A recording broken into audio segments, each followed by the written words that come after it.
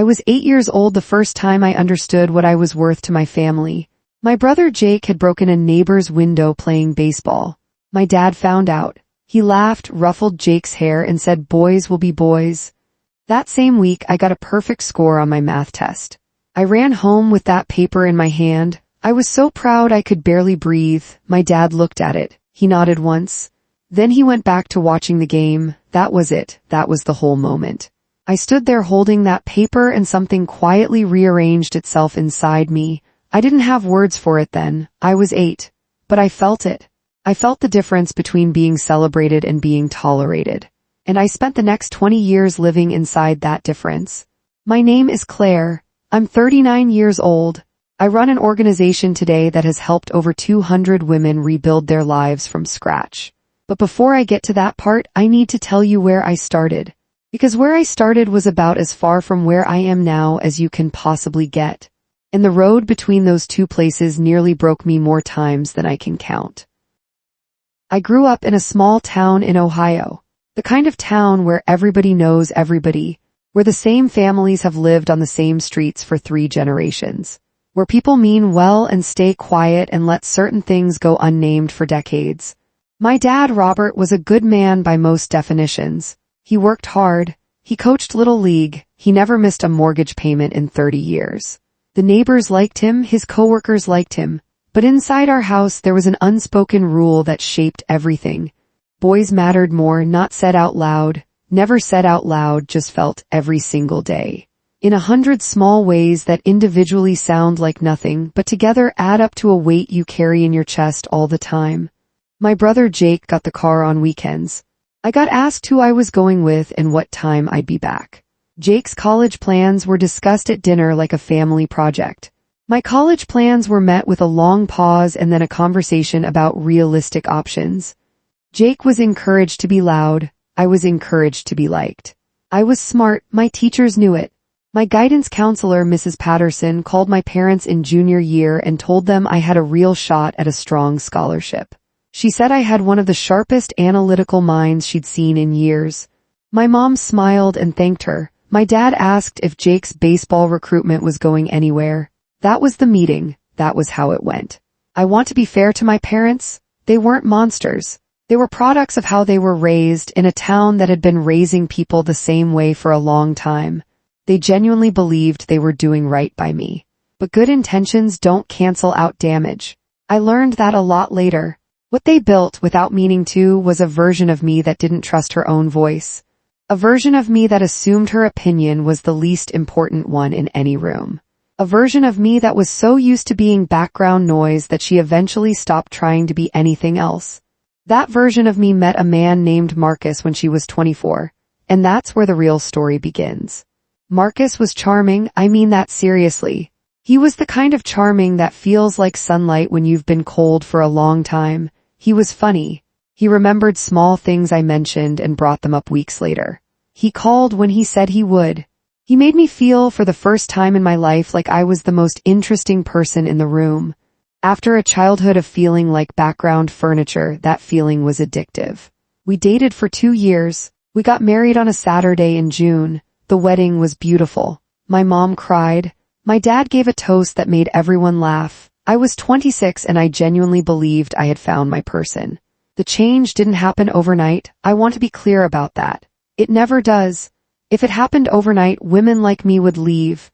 The reason we don't leave is because it happens so slowly you don't notice until you're already deep inside something you don't recognize. The first year was good, really good actually. The second year had small moments that I filed away and tried not to think about. Marcus interrupting me at dinner with other people and finishing my sentences. Marcus deciding where we vacationed without asking what I wanted. Marcus getting quiet and cold when I made plans with friends without running them by him first. Small things, manageable things. Things I explained to myself 100 different ways. By year 3, the coldness had become something else. It had edges, it had weight. He never hit me right away. He started with words. The kind of words that are impossible to describe to people who haven't experienced them because each sentence individually sounds almost reasonable. You're too sensitive. Nobody else has a problem with how I said that. You're lucky I put up with this. Day after day. Week after week, like water wearing down stone, I stopped seeing my friends as often. It was easier, less conflict. I stopped sharing opinions about things that didn't affect me directly. It was safer. I stopped recognizing, somewhere along the way, the version of myself that had once gotten a perfect math score and run home proud. She was still in there. I just couldn't find her anymore. I found out I was pregnant on a Thursday morning in November. I sat in the bathroom for a long time just breathing. The feelings were complicated. There was fear. There was something else too, a tiny, stubborn flicker of hope. Maybe a baby would change things. Maybe Marcus would soften. Maybe this was the thing that would make our house feel like a home again. I told him that evening. He looked at me. He looked at the test. He said, okay. Then he asked what was for dinner. That was it. I miscarried 6 weeks later. The doctor told me it was common. First pregnancies, early losses, nothing I did wrong. He said it with genuine kindness. I nodded and thanked him and walked out to the parking lot and sat in my car for 45 minutes before I could drive. What happened at home afterward was worse than the loss itself. Marcus told his mother told her friends. By the time the story made its way back around to me, it had changed.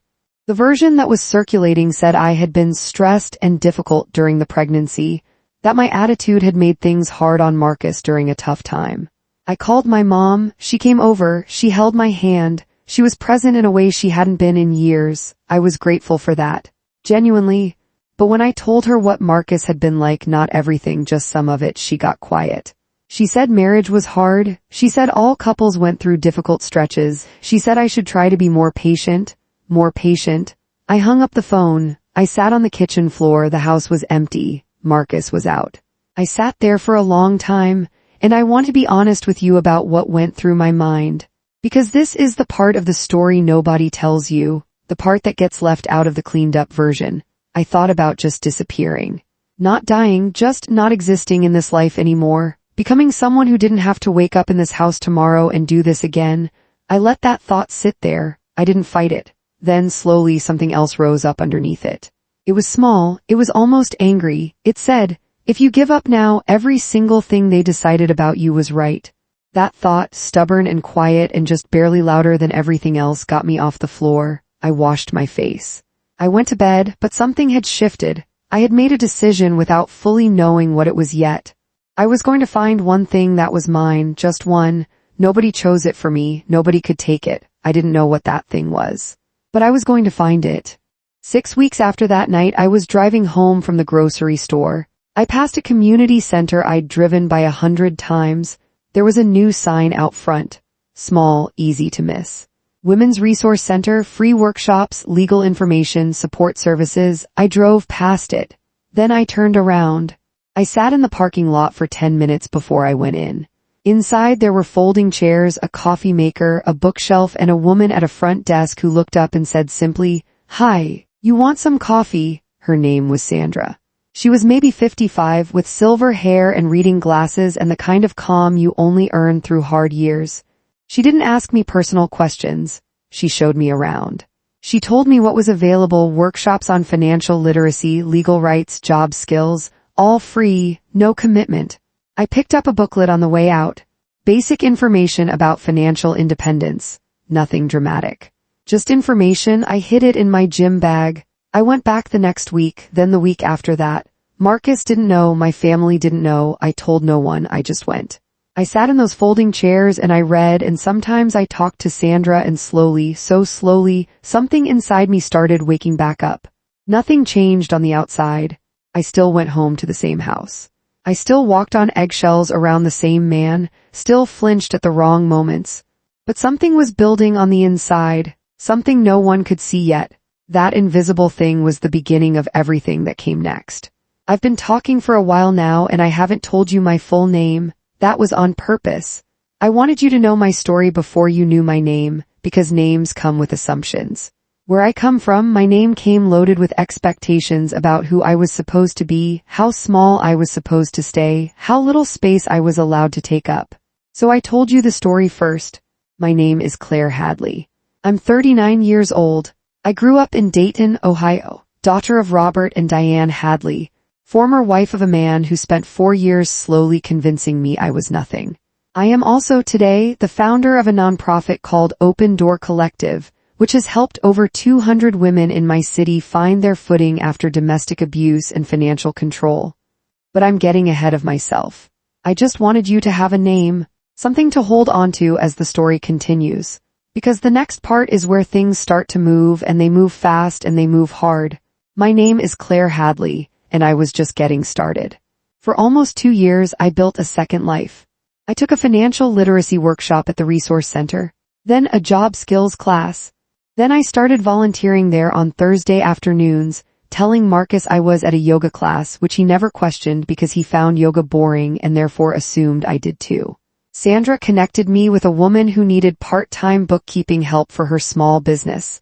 I had never done bookkeeping professionally, but I was good with numbers and I was willing to learn, and I needed money that was only mine. I opened a bank account at a branch on the other side of town, deposited every payment directly. The account started with $400, but it had my name on it, only my name. It felt like the most powerful thing I had ever owned in my entire life. Then Marcus found one of my notebooks, not the bank information that stayed at the resource center, just a notebook. I had been writing down things I was learning about financial independence and legal rights. Just notes, just information. He came into the kitchen holding it. He didn't say anything at first. He just held it up and looked at me. I knew that look. I had been trained by that look for 4 years, but something was different this time. I had $400 in a bank account he didn't know existed. I had 2 years of quietly building something. I had Sandra's voice in my head from 100 Thursday afternoons. Marcus asked where I got it. I told him a friend had given it to me. He set it down slowly. He said, "I don't want this kind of stuff in my house." And then something happened that surprised even me. I heard myself say, "It's my house too." Silence. The kind of silence that fills a room completely. Marcus looked at me for a long time. His jaw tightened. His hands were flat on the counter. He was recalculating, reassessing. He didn't touch me that night. I still don't fully understand why. But I went to bed knowing something had permanently changed. The question was no longer if I would leave, it was only when. I left on a Tuesday, not because Tuesday meant anything, because Marcus had a weekly work meeting across town every Tuesday that never ended before noon. I had been watching that schedule for 2 months to make sure it was consistent. It was 4 months earlier I had started preparing. A bag packed slowly, one item at a time, kept at the resource center. My social security card, my passport, copies of financial documents, money from the account I'd been building. I left everything else, the furniture, the dishes my grandmother had given us, a necklace Marcus gave me in year 1 when he was still performing the role of a good husband, all of it. I took one bag. I walked out the front door at 9:20 in the morning and I did not look back. I want to tell you it felt like a movie moment. Wind in my hair, music swelling, instant relief. It didn't feel like that. It felt like stepping off a cliff in complete darkness, not knowing what was at the bottom, just knowing that staying on the edge was no longer survivable.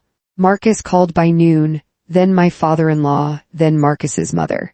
My own dad called at 3 p.m. He told me I was making a mistake. He said Marcus was a good provider. He said I needed to think about what I was throwing away. He didn't ask if I was okay.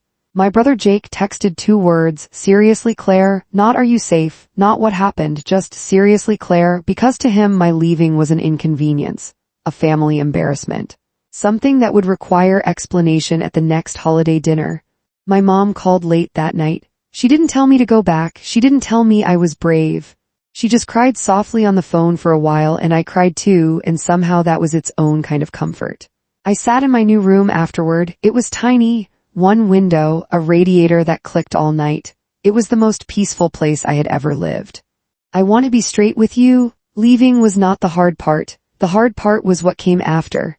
The first apartment I tried to rent on my own, the landlord asked if my husband would be co-signing. When I told him I was on my own, he said the unit had just been taken. It had not just been taken. I know because it was still listed online 3 weeks later. Job applications went mostly unanswered. I was qualified.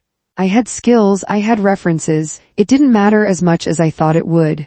People in my life were complicated. Some disappeared quietly. Some said things out loud that they probably thought were helpful. A woman I'd known since high school told me that at my age, starting over was going to be really hard, and that maybe Marcus and I should try counseling first. I thanked her and changed the subject. My dad stopped calling after the first month. I think he was embarrassed. I think in his mind, my leaving reflected poorly on the family in some way he couldn't articulate but felt deeply. 4 months in, I had a bad week. 3 job rejections in a row, a heating problem in my apartment, 4 straight nights of rice and canned soup because that's what the budget allowed. I sat on my apartment floor one night and I almost called Marcus. I want you to sit with that. I want you to understand how real that moment was, because it's easy to hear a story like mine and think, well, obviously she wouldn't go back. She knew what he was. Why would she even consider it? Because I was exhausted, because the world was harder than I expected, because at least in that house I knew what I was dealing with, and sometimes the known terrible thing feels safer than the unknown hard thing. I sat with that feeling all night. In the morning, I called Sandra. She didn't tell me I was strong or brave or that I'd come too far to quit. She just said one thing. What would you have gone back to? I knew the answer. I didn't call Marcus. 2 weeks later, I got a job. I kept building. The idea for Open Door Collective didn't come in a flash. It came from noticing the same woman over and over in different faces. At the resource center, at work, in my apartment building. Women who were quietly carrying things nobody around them wanted to name. Women who didn't know their rights.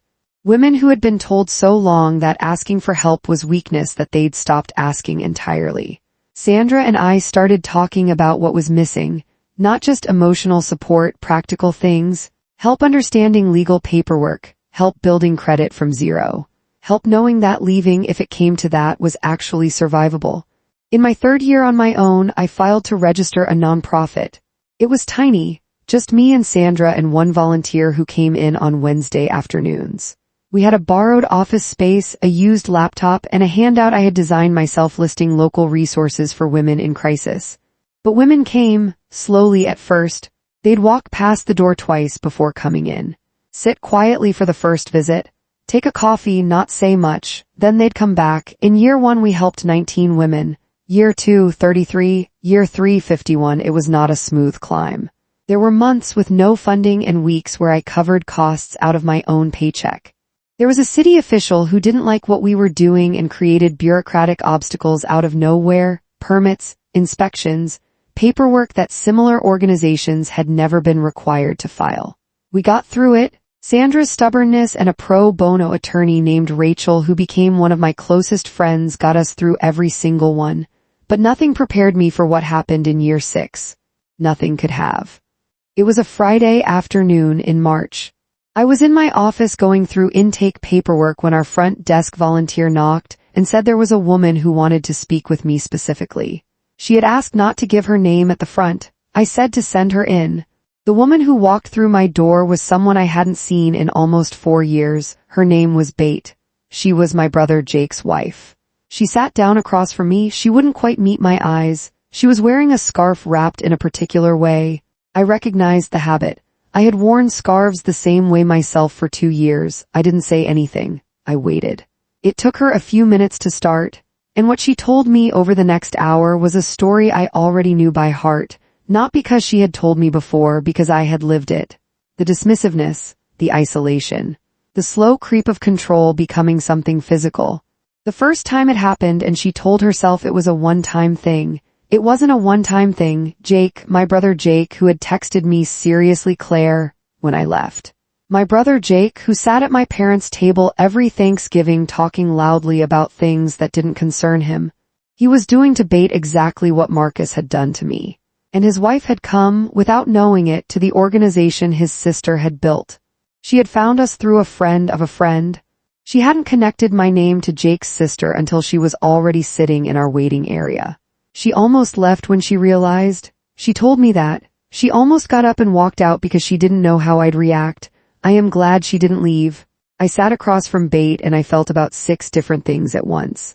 Grief for what she was going through. Complicated feelings about my brother that I won't pretend are simple or resolved. Anger, real, genuine anger that this cycle had continued so close to home without anyone stopping it. And something else, something I hadn't expected. Gratitude. Not for the situation was terrible, but gratitude for the strange, winding, painful road that had brought me to exactly this room at exactly this moment, able to be for Bate what Sandra had been for me.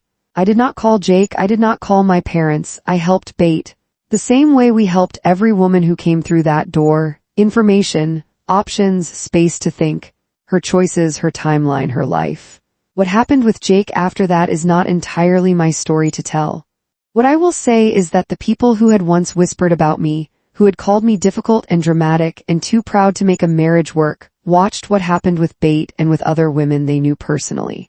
And something began to shift in how they understood what I had built. Not everyone, not all at once. Nothing is that clean in real life, but it shifted. My dad called me 6 months after Bate came to our office. He said he'd heard what I had done.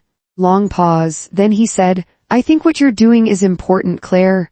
That was it. That was the whole thing. Some people might want more than that. A full apology, a reckoning. A dramatic moment of acknowledgement. I didn't need the drama, I needed those 8 words. My mom started volunteering with us the following spring. She comes in on Monday mornings. She makes coffee. She sits with women who are new and nervous and don't know what to say yet. She's good at it. Better than I expected, honestly. I watch her sometimes and I think about that kitchen door from years ago. That distance between the table and the door. She crossed it. In her own time, in her own way, that counts for something. People ask me what I'd say to my younger self. I think about that a lot. And here is what I always come back to. I would not tell her it gets easy fast. It doesn't. I would not promise her that the people who hurt her will eventually apologize. Some of them won't. I would not tell her the world will be kind once she decides to stand up. It won't be, not right away. What I would tell her is this.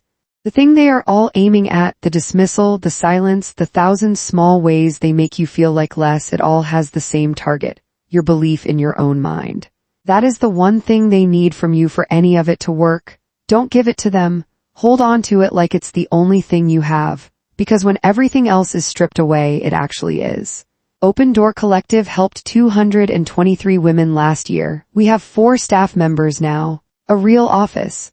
A waiting list that breaks my heart and fills me with purpose at the same time. Sandra still comes in every week. Rachel still takes our calls. My mom makes coffee on Monday mornings. And I still think about that little girl who ran home with a perfect math test, so proud she could barely breathe, and stood there in the kitchen watching her dad go back to the game. I wish I could tell her what that girl grows up to build. I think she'd be pretty amazed. My name is Claire Hadley. I was born to a man who wanted a son. What he got instead changed 223 lives. I think he knows that now.